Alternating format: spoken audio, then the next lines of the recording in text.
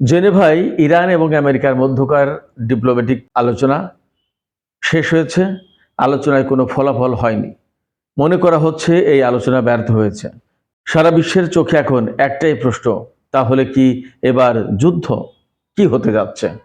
যদি যুদ্ধ অনিবার্য হয়ে ওঠে তাহলে কি করবে ইরান? আমেরিকা এবং ইসরায়েল তাহলে কি দ্রুতই সিদ্ধান্ত নেবে ইরানের বিরুদ্ধে হামলা চালানোর? ডোনাল্ড ট্রাম্প কিন্তু আজকেও তেমনই ইঙ্গিত দিয়েছেন। তবে ইরানের সর্বোচ্চ নেতা বলছেন আমেরিকা ইসলামী প্রজাতন্ত্রকে ভাঙতে সফল হবে না। এদিকে অন্য খবরও আছে। আফগানিস্তানের তালেবান মুখপাত্র জবিউল্লাহ মুজাহিদ তিনি এক সাক্ষাৎকারে বলেছেন, আমেরিকা এবং ইরানের মধ্যে যুদ্ধ শুরু হলে তারা ইরানকে সমর্থন দেবে।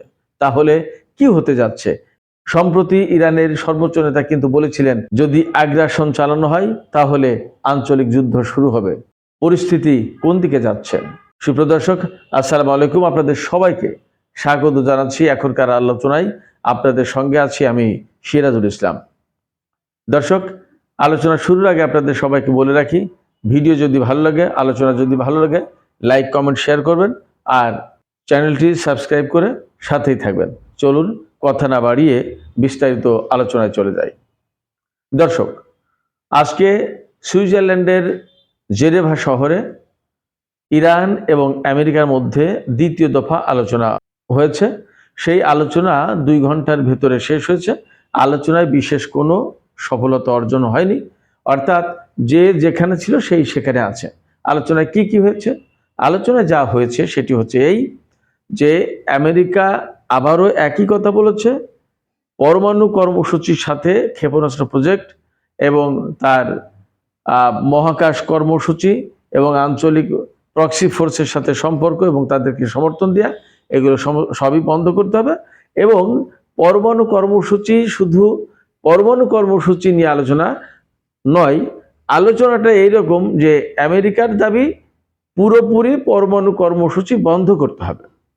ওদিকে ইরান কিন্তু একদম পরিষ্কার করে তাদের আগের অবস্থানই জানিয়ে দিয়েছে যে আজকের আলোচনা শুধুমাত্র হবে পরমাণু ইস্যুতে, এখানে ক্ষেপণাস্ত্র বা অন্য কোনো বিষয় থাকবে না। এটা 1। 2 হচ্ছে যে ইরান পরমাণু কর্মসূচি নিয়ে আলোচনা করবে শুধুমাত্র ইউরেনিয়াম কত মাত্রায় সমৃদ্ধ করা যায় সেইটা নিয়ে, এর বাইরে আর কোনো আলোচনা হবে না। ব্যাপারটা এমন নয় যে ইউরেনিয়াম সমৃদ্ধকরণ একেবারে বন্ধ করে দেবে, এই আলোচনা করতে রাজি আছে ইরান, এটা না। পরিষ্কার জানিয়েছে, বলেছে যে পরমাণু কর্মসূচি নিয়ে আলোচনা করব, শুধুমাত্র কত মাত্রায় ইউরেনিয়াম এনরিচ করা যাবে সেই ব্যাপারে আলোচনা হয়, একটা সমাধানে একটা চুক্তিতে আসা হবে। তবে সেই আলোচনা আমেরিকার সাথে শুধুমাত্র করবে তখনই যখন আমেরিকা পরমাণু চুক্তির বিনিময়ে ইরানের উপর থেকে নিষেধাজ্ঞা সম্পূর্ণভাবে প্রত্যাহার করবে। অর্থাৎ ইরান ধরুন 3 মাত্রায় বা 6 মাত্রায় বা 10 মাত্রায় ইউরেনিয়াম এনরিচ করবে, এরকম একটা চুক্তি করবে। এর বিনিময়ে ইরানের উপর থেকে আমেরিকার সমস্ত নিষেধাজ্ঞা প্রত্যাহার করে নিতে হবে। কিন্তু ফ্যাক্ট হচ্ছে বা দুঃখজনক হচ্ছে যে আলোচনার টেবিলে 2 পক্ষ বসেছেন, এবং আলোচনার টেবিলে বলতে ইনডাইরেক্ট আলোচনার টেবিলে বসেছেন ওমানের পররাষ্ট্রমন্ত্রী বাদর আল বুসাইদি, তিনি ছিলেন মধ্যস্থতাকারী। এবং এই আলোচনা হয়েছে জেনেভায় ওমানের কনসুলেট অফিসে। সেই অফিসে 2 পক্ষ পরোক্ষ আলোচনা করেছেন এবং তাতে বুসাইদি মধ্যস্থতাকারী ছিলেন। ইরান তাদের কথা বুসাইদির কাছে বলেছেন, ওমানের পররাষ্ট্রমন্ত্রী সেই কথা মার্কিন প্রতিনিধি দলের কাছে পৌঁছেছেন। এবার মার্কিন প্রতিনিধি দলের কথা আবার বুসাইদিকে বলেছেন, বুসাইদি সেই কথা ইরানের প্রতিনিধি দলের কাছে পৌঁছেছেন। তার মানে হচ্ছে আমেরিকা এবং ইরানের প্রতিনিধি দল সরাসরি এখানেও আলোচনায় বসেনি, এবং এই আলোচনা 2 ঘন্টা এইভাবে চলার পর 2 পক্ষ তাদের অবস্থান থেকে আসলে কেউ সরে আসেনি, আলোচনা মূলত ভেঙে গেছে। আলোচনায় 2 পক্ষ যার যার অবস্থানে অনড় রয়েছে, অর্থাৎ যে যেখানে ছিল সেই সেখানে আছে। আলোচনায় ইতিবাচক কোনো পরিবর্তন হয়নি। তার মানে কূটনীতির টেবিলে আপাতত আলোচনার সমাধান বা এই সংকটের সমাধান হলো না। এখন সবাই বলছে, আল জাজিরার প্রতিবেদনেও এইভাবে মন্তব্য করা হয়েছে, যেভাবে আলোচনা শেষ হয়েছে তাতে মোটামুটিভাবে বলা যায় যে এই আলোচনায় আসলে 2 পক্ষের ভেতরে প্রচুর ধৈর্যের দরকার যেটা ছিল সেটা ছিল না, তড়িঘড়ি করে আলোচনা শেষ হয়েছে এবং এখানে মূলত আর ডিপ্লোমেটির কোনো জায়গা সম্ভবত থাকলো না, লক্ষণটা ভালো না। সম্ভবত দুই দেশ কনফ্রন্টেশন অর্থাৎ যুদ্ধ বা সংঘাতের দিকে যাচ্ছে। আমি আজকে দুপুরের ভিডিওতে বলেছিলাম মার্কিন সেনেটর, অত্যন্ত প্রভাবশালী সেনেটর লিন্ডসে গ্রাহাম, তিনি ইসরায়েল সফরে এসেছেন এবং তিনি কিন্তু বলেছেন যে ইরানের বিরুদ্ধে আমেরিকার হামলা কয়েক মাসের ব্যাপার না, কয়েক সপ্তাহের ব্যাপার। তো কয়েক সপ্তাহের ব্যাপার মানে হচ্ছে হয়তোবা যে কোনো মুহূর্তে হামলা করে বসতে পারে। তিনি যখন কয়েক সপ্তাহের ব্যাপার বলছেন, হয়তোবা ইরানকে বিভ্রান্ত করার জন্য, যে ইরান ভাববে যে কয়েক সপ্তাহ সময় তো আছে, কিন্তু চট করে হয়তো আজ রাতে বা কাল রাতে হামলা করে দিতে পারে, এমন আশঙ্কা করা যায়। এটা একটা ব্যাপার। এরপরে প্রেসিডেন্ট ডোনাল্ড ট্রাম্প তিনি আজকেও বলেছেন ইরান যদি কূটনীতির টেবিলে যদি চুক্তিতে সই না করে, যদি ইতিবাচক সাড়া না দেয়, তাহলে তাদেরকে পরিণতি বরণ করতে হবে। পরিণতি বরণ করা মানে তিনি আগে বলেছেন যে ভয়াবহ পরিণতি হবে, ট্রমাটিক অবস্থা তৈরি হবে। তো এর মানে হচ্ছে যে আমেরিকা ইরানের উপরে হামলা চালানোর চেষ্টা করবে, সাথে নিশ্চয়ই ইসরায়েল থাকবে এবং এই হামলায় আমেরিকার চেয়ে ইসরায়েলের আগ্রহটা অনেকটা বেশি বলে দেখা যাচ্ছে। কারণ ইসরায়েল মনে করে যে ইরান যদি এইভাবে স্ট্রং ইরান থাকে মিডল ইস্টে, তাদের হাতে যদি মিসাইল থাকে, দূরপাল্লার মিসাইল, এবং তাদের হাতে যদি এত ড্রোন থাকে, তাদের যদি এত সামরিক শক্তি থাকে, তাহলে তারা অস্তিত্বের হুমকির মুখে পড়ে, অর্থাৎ ইসরায়েল ইরানের কাছে অস্তিত্বের হুমকির মুখে পড়ে। এপাশে ইরান কি বলছে? ইরানের সর্বোচ্চ নেতা আয়াতুল্লাহ আলী খামিনি আজকে বলেছেন যে ডোনাল্ড ট্রাম্প যতই করুক, যতই বিমানবাহী রণতরী এখানে পাঠাক, তারা প্রকৃতপক্ষে ইসলামী প্রজাতন্ত্র ইরানকে ভাঙতে পারবে না। শুধু তাই না, তিনি ইঙ্গিতে বা খানিকটা প্রকাশ্যেই বলেছেন যে প্রয়োজনে আমেরিকান বিমানবাহী রণতরীতে হামলা করা হবে। বিভিন্ন খবরে এরকম পাওয়া যাচ্ছে। আবার আজকে স্ট্রেইট অফ হরমুজ অর্থাৎ হরমুজ প্রণালী অনেকটা বন্ধ করে দিয়ে, কয়েক ঘন্টার জন্য বন্ধ করে দিয়ে ইরানের IRGC নৌশাখা সেখানে মহড়া চালিয়েছে। IRGC এমন একটা বাহিনী যার স্থল, বিমান এবং নৌবাহিনী তিনটাই আছে, তিনটা ব্রাঞ্চে আছে। এই নৌ শাখা নেভি যেটা, তার প্রধান রিয়ার অ্যাডমিরাল আলীরেজা তাংসিরি বলেছেন যে সর্বোচ্চ পর্যায় থেকে অর্থাৎ ইরান অথরিটি থেকে নির্দেশ আসলে তারা হরমুজ প্রণালী বন্ধ করে দিতে প্রস্তুত রয়েছে, হরমুজ প্রণালী বন্ধ করে দেবে। তার মানে দাঁড়াচ্ছে যে ইরান একেবারে চূড়ান্তভাবে যুদ্ধের জন্য প্রস্তুত। এবং আপনারা মনে হয় জানেন, আপনাদেরকে আমি আগেই জানিয়েছি আগের ভিডিওতে, আজকে দুপুরের ভিডিওতে, যে গতকাল সোমবার এবং আজকে মঙ্গলবার এই 2 দিন 24 ঘন্টার মহড়া চালানোর কথা ছিল হরমুজ প্রণালীতে, এবং ইরান সে মহড়া চালিয়েছে। এবং ইরানের পক্ষ থেকে বলা হয়েছে যে একেবারে 24 ঘন্টা, একেবারে শুরু থেকে অর্থাৎ 0 আওয়ার থেকে শুরু করে 24 ঘন্টা, এইভাবে সার্কেলের মতো, ঘড়ির কাঁটার মতো পুরোটা সময় জুড়ে ইরান হরমুজ প্রণালীর উপরে নজরদারি চালিয়েছে। অর্থাৎ তারা এটা বোঝাতে চেয়েছে যে ইরান একেবারে প্রতিটা সেকেন্ডের জন্য হরমুজ প্রণালীতে নজর রাখছে এবং 1 সেকেন্ডও হরমুজ প্রণালীর কোনো মুভমেন্ট তাদের নজরের বাইরে না।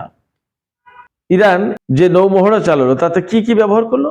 তাতে ব্যবহার করেছে উন্নত মানের ক্ষেপণাস্ত্র, উন্নত মানের ড্রোন, জাহাজ বিধ্বংসী ক্ষেপণাস্ত্র এবং হেলিকপ্টার, আর ব্যবহার করেছে ইলেকট্রনিক ওয়ারফেয়ার এবং বিভিন্ন ধরনের রেডার, জ্যামিং সিস্টেম। এগুলো অর্থাৎ মার্কিন যুদ্ধ জাহাজ এবং রণতরীগুলোকে লক্ষ্য করে ইরানের প্রস্তুতিটা মূলত এখন আবর্তিত হয়েছে। বিকজ মূল লড়াইটা করবে বিমানবাহী রণতরী থেকে বিভিন্ন বিমান এবং ক্ষেপণাস্ত্র দিয়ে। তো এই সাগরকে অর্থাৎ ওমান সাগর, আরব সাগর, ভারত মহাসাগর বা হরমুজ প্রণালী, এই এলাকাটাকে টার্গেট করে ইরানকে এখন যুদ্ধের প্রস্তুতি নিতে হচ্ছে এবং যুদ্ধের ব্যাপারে ফোকাস করতে হচ্ছে। সেই জায়গা থেকে আলীরেজা তাংসিরি বা ইরানের IRGCর কর্মকর্তারা বা সর্বোচ্চ নেতা বা সব পর্যায়ের কর্মকর্তা বলছেন যে প্রয়োজন হলেই হরমুজ প্রণালী বন্ধ করে দেওয়া হবে এবং সেখানে পাল্টা এবং চূড়ান্ত প্রতিশোধমূলক হামলা চালানো হবে। তাতে বোঝা যায় যে ভয়াবহ একটা অবস্থা তৈরি হতে যাচ্ছে। আমরা জানি না কি সিচুয়েশন হতে যাচ্ছে, তবে আমরা শান্তিকামী, শান্তির প্রত্যাশা করি। তবে একটা বিষয় আবারও বলবো যে যদি এখানে যুদ্ধ হয় তাহলে হরমুজ প্রণালী বন্ধ হয়ে যাবে এবং সারা বিশ্বের অর্থনীতি কলাপস করবে, তেলের বাজার ধসে পড়বে, শেয়ার মার্কেট ধসে পড়বে এবং সারা বিশ্বে পণ্যের দাম দারুণভাবে বেড়ে যাবে। এরই মধ্যে আমরা খবর পাচ্ছি তেলের দাম কিন্তু বেড়ে গেছে, আন্তর্জাতিক বাজারে জ্বালানি তেলের দাম বেড়ে গেছে, কোথাও কোথাও টেক্সাসে বেড়েছে 1.5%। সেক্ষেত্রে আমেরিকা পরবর্তী কি পদক্ষেপ নিচ্ছে এর উপরে অনেক কিছু ডিপেন্ড করছে। আমেরিকা যদি যুদ্ধের সিদ্ধান্ত নেয়, ইরানের বিরুদ্ধে যুদ্ধ শুরু করতে যায়, তাহলে দ্রুতই তেলের বাজার আরো বেড়ে যাবে এবং অস্থিতিশীল হয়ে পড়বে। এই আলোচনার আরেকটি গুরুত্বপূর্ণ দিক হচ্ছে যে সম্ভাব্য সংঘাতের ব্যাপারে আফগানিস্তানের তালেবান কি বলেছে। তালেবানের মুখপাত্র জবিউল্লাহ মুজাহিদ তিনি বলেছেন যে যদি আমেরিকা এবং ইরানের ভেতরে কোনো রকমের সংঘাত শুরু হয় তাহলে তারা ইরানকে সমর্থন দেবে। এর কারণ কি সেটা একটা ব্যাপার, কারণ একসময় ইরানের সাথে তালেবানের সম্পর্ক কিন্তু খুবই খারাপ ছিল। আপনারা অনেকেই হয়তো জানেন যে আফগানিস্তানের মাজারি শরীফে ইরানের কয়েকজন কূটনীতিককে কিন্তু তালেবান শাসনামলে হত্যা করা হয়েছিল। তারপর থেকে তালেবানের সাথে ইরানের সম্পর্ক খুবই খারাপ হয় এবং একটা পর্যন্ত মোটামুটি এরকম ছিল যে তালেবানের সাথে ইরানের সম্পর্ক ছুরি কাটাকাটি হয়ে যায়, এরকম একটা অবস্থা। এবং মাজারি শরীফে ইরানের কূটনীতিকদের হত্যা করার পর আফগানিস্তানের সাথে কিন্তু ইরানের মোটামুটি প্রায় যুদ্ধ শুরু হয়ে যাওয়ার কায়দা হয়েছিল। তারপরেও যে কোনোভাবে হোক যুদ্ধ থামানো হয়েছিল তখন। তারপর থেকে তালেবানের সাথে ইরানের সম্পর্ক একেবারেই ভালো ছিল না। কিন্তু আফগানিস্তানের ভেতরে মার্কিন সেনাদের কর্মকাণ্ডের ব্যাপারে তালেবানদের সাথে যখন প্রচণ্ড রকমের সংঘাত সংঘর্ষ শুরু হয়, তারপর ধীরে ধীরে ধীরে ধীরে তালেবানের সাথে ইরানের সম্পর্ক তুলনামূলক বেটার হয়। আর এখন আমরা দেখতে পাচ্ছি চীন এবং রাশিয়ার সাথে তালেবানের সম্পর্ক কিন্তু যথেষ্ট ভালো। সেক্ষেত্রে এই বর্তমান পরিস্থিতিতে চীন এবং রাশিয়া ইরানের পক্ষে অবস্থান নিয়েছে, সেক্ষেত্রে তো আমরা জানছি চীন এবং রাশিয়া ইরানকে প্রচুর পরিমাণে সামরিক সরঞ্জাম এবং প্রতিরক্ষা সরঞ্জাম দিয়ে সহযোগিতা করছে, বিভিন্ন রকমের তথ্য দিচ্ছে, তারপরে বিভিন্ন রকমের সিস্টেম ব্যবস্থা, ক্ষেপণাস্ত্র প্রতিরক্ষা ব্যবস্থা, আকাশ প্রতিরক্ষা ব্যবস্থা, ইলেকট্রনিক ওয়ারফেয়ার সিস্টেম এগুলো দিচ্ছে। তো এর ভেতরে তালেবান মুখপাত্র জবিউল্লাহ মুজাহিদ যখন ঘোষণা দিয়েছেন যে তালেবান সম্ভাব্য সংঘাতে ইরানের পক্ষে থেকে থাকবে, তার মানে হচ্ছে যে চীন রাশিয়ার সাথে যে সম্পর্কটা, এই সম্পর্কের আওতা থেকে সম্ভবত তালেবান মুখপাত্র এই কথাটা বলছেন বলে আমার ধারণা। তবে এটা নিশ্চয়ই ইরানের জন্য একটা বড় অ্যাচিভমেন্ট এবং তালেবান যদি ইরানের পক্ষে থাকে তার মানে হচ্ছে নৈতিক, কূটনৈতিক, রাজনৈতিক যে কোনোভাবে সমর্থন দিক, সবচেয়ে বড় কথা একেবারেই নিকটতম প্রতিবেশী দেশ পাকিস্তানের সাথে এবং আফগানিস্তানের সাথে ইরানের বিরাট সীমান্ত। সেক্ষেত্রে আফগানিস্তান, পাকিস্তান এই সমস্ত দেশ যদি ইরানের পক্ষে থাকে তাহলে ইরানের জন্য এই যুদ্ধটাই রোল প্লে করা অনেকটা সহজ হবে, কারণ প্রতিবেশী পাশে থাকা মানে অনেকটা শক্তি এবং সাহস সঞ্চার করে। এছাড়া তালেবানের সাথে কাতারের সম্পর্ক ভালো। আপনারা সবাই জানেন হয়তো যে কাতারের রাজধানী দোহায় কিন্তু তালেবানের রাজনৈতিক অফিস আছে। কাতারের সাথে ইরানের সম্পর্ক খুবই ভালো।